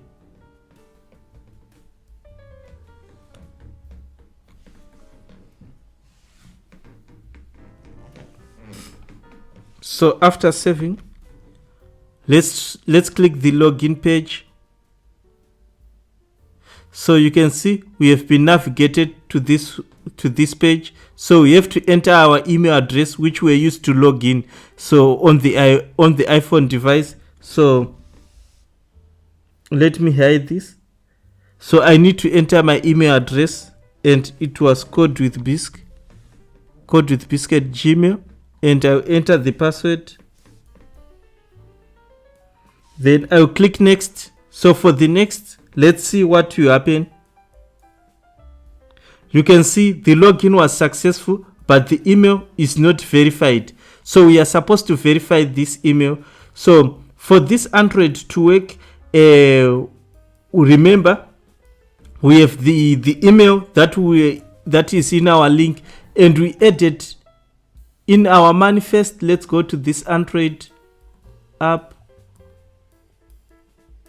main, and in our manifest, if we open that link, let's say we open this link with this verify email from this, we want it to come into our application. When the link gets into the application, we want to verify the email. So let me show you by an example how these things works. I added something. So I added something in my readme file. So in my readme file, we want to use the ADB so that we can test if we are able to navigate it, if we are able to open our application. Let's just do this. I want to do this. So in here, let me go to the email, which is this email, and this is going to be the email that you want to use to verify. So after doing that, let's come back here in my IntelliJ and replace this with your verification email. So let me test. So this one is going to be the package of your application. You can get it in the manifest. So this is the package name of the application. So we want to test if I open this URL using ADB for Android, if I am able to if the application is able to open. So we just simulate how to open, like the process of clicking. So, and I will tell you why this thing doesn't work right now. So let me go to this IntelliJ, and in the readme file,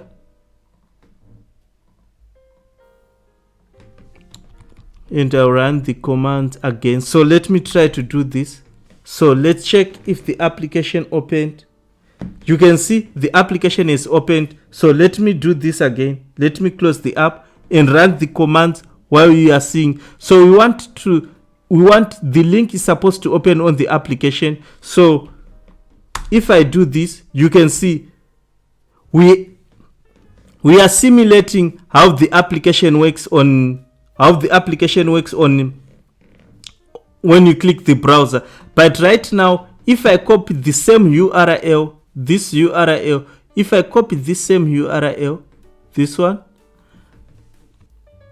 if I try to open this URL and open it on the browser, it won't work because of security issues. So you have to go to your Play Store when you publish your application and make sure you verify your domain in Google Play Store in the deep link section on the Google Play Store, and you can add details, and Google Play Store will validate your URL so that the application will recognize your domain. So because of that security issue, clicking this URL in our email address, it won't work. So that's why for testing purpose, we use this ADB. So this process, it means the application is working as expected, and it will open our URL. So for this to work on the production or live production, I'm telling you, you have to go to Google Play Store and you can validate your domain so that you can, when someone click that, it will open your application if it's installed. So we have seen that if I run this one, the application opens. So what you want to do, we want to handle this thing in our application. That way, I told you have to use unilinks on this unilink library. So let's add the library.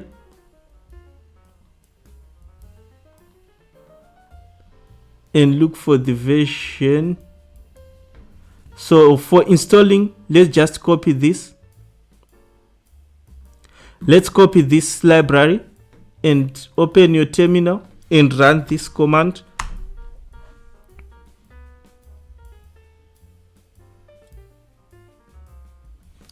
Then clear.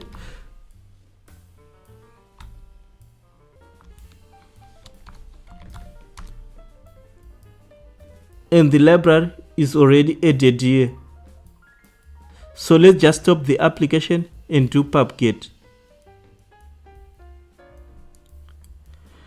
So after downloading, after we have this, what we want to do, let's go to our main class.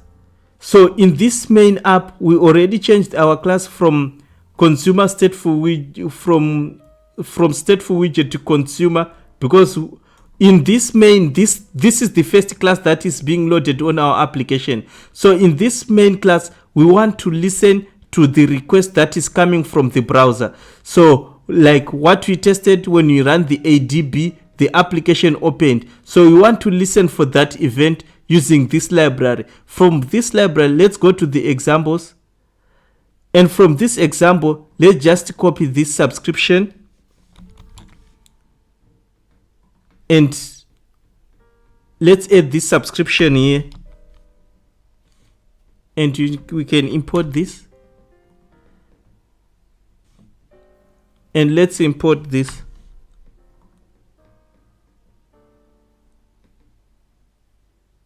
So let's import this. So this is the URI that we are going to have. So let's remove this. It's not necessary.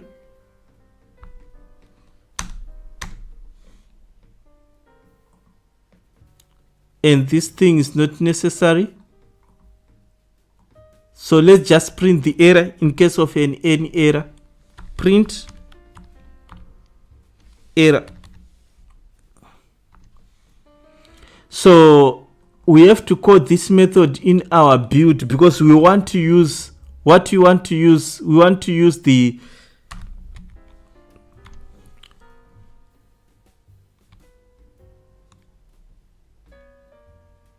why I'm not able to see this method. Why is this method is not visible? Okay, I didn't copy the underscore. So this is the method. So in here, that's where we want to listen for the request. For a request, let's remove this one. It doesn't matter. So in here, this is the URL that we are going to retrieve. So let's test this. Let me run the application and see if we are going to receive something. So I want to test this. Okay, so you can see right now I want to fire the same command which I ran, so that we want to see if the request will get through here. So what I can do is just come to this terminal and run the previous commands, which is this one, and the application are started. We want to grab the user ID of this. We want to grab this user ID and also the secret. So if it's not equal to now, we have to get the query params from this dot. We can get the query parameters, and it's going to be a map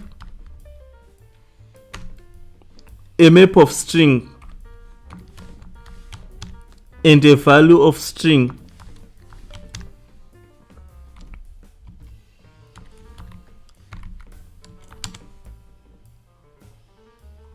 Then we can check if we have the secret and the user ID. If the params dot contains key, which is the secret,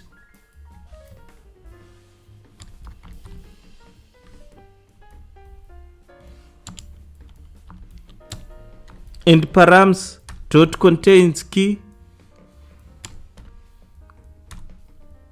which is the user ID.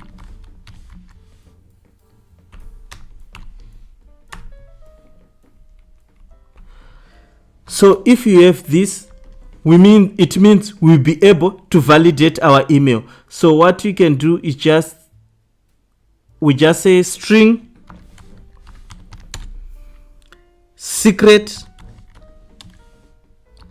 equals to params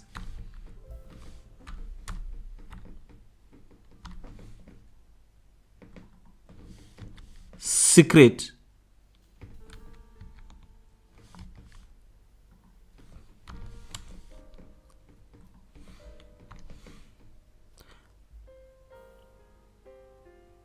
And we know that this is already exists. Then because we check that we have these parameters, so for the user ID, we check for the user ID. So if we have these details, now in our authentication provider, we need to verify we need to call the method to verify email. So let's go to our providers, which is this one. In these providers, we have a method. Let's just copy the one that we have, this one for the email. So let's do this, and this one is like validate email, and this one we're going to be our user ID and the secret. So here it's going to verify, update verification, and you can see this method update verification require a user ID, which is coming from the email, and here will be a user ID, and secret, which is our secret. So after doing this, an exception can be thrown, but so we need to call this method, which is the one that we are going to use to validate, to update email verification, so that an email will be updated. So let's go back here. And here, remember, we have this ref. Let's make it await, and we can make this async await. We are waiting for a response, so we can use ref, then read account repository provider, this one, and we want to call validate, and we want to pass a user ID and a secret. So after doing this, so these are the details that we are going to pass. So here, let's just check the user ID, and we just say print. I just want to show you the user ID. User ID.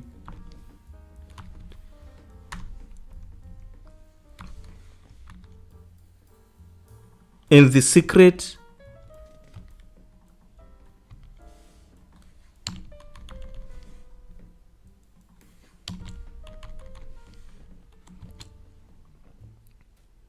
So after doing this, let me try to save. Let me just stop the application and test it again. So let's first check here. Let's first check here in our console, and we can go to auth. As you can see by now, the email is not yet verified. Let me reload. You can see the email is not yet verified, and we created it today at this time.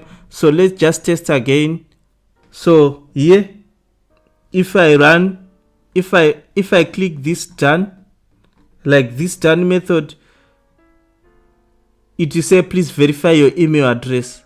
right? So what I want to do right now is like, let me close the application like this, and when it launches, I want it to verify the email.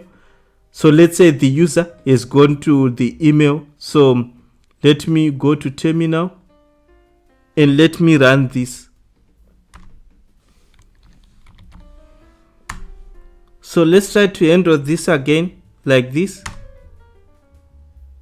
The application, you can see the application has been started, and our user, our secret, and this is our secret.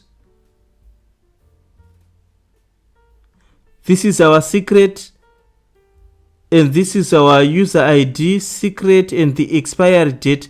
I hope now it has managed to validate our email. Let's refresh here.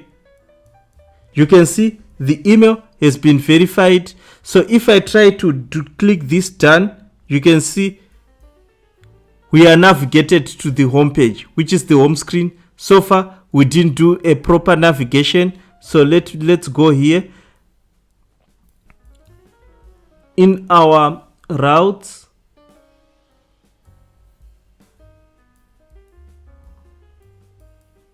Let's go to our routes, and in our routes we want to add the home screen. Let's copy this and paste it here, and this is going to be our home screen. Let's look for the home screen, this home screen. So this home screen, and this is going to be our home screen.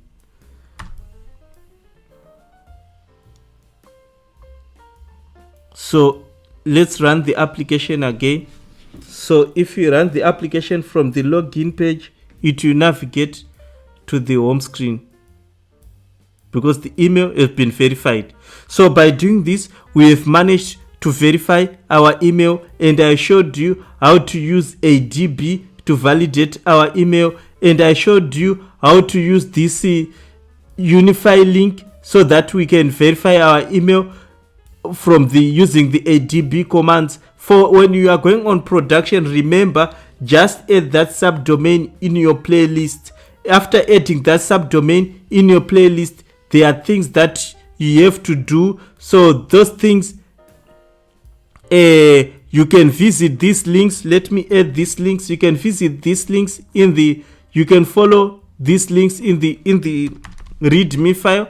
So these links, if you follow these links, you can read more, where there are configuration files that you are supposed to add in your application where it's running on your server or somewhere where you are running your domain, so that you can add the file, and that file is supposed to be, and that file is supposed to look like this. So it's supposed to have a relation, a target, a namespace, a package name, and here you can put the package name of your application, and you can generate this SHA-256, and then you just follow this link and just do this, and you'll be able to use your application on production. Remember, this thing is a bit difficult, and I showed you how to use the universal link and deep links. So this is the deep links, how it works. And if you follow this tutorial, you'll be managed to validate your application using email and password. And I showed you how to create an account up to verify the email. So thank you guys for watching this video. If you are new to this channel, may you kindly subscribe so that you'll be notified whenever we upload new videos. Salut coders.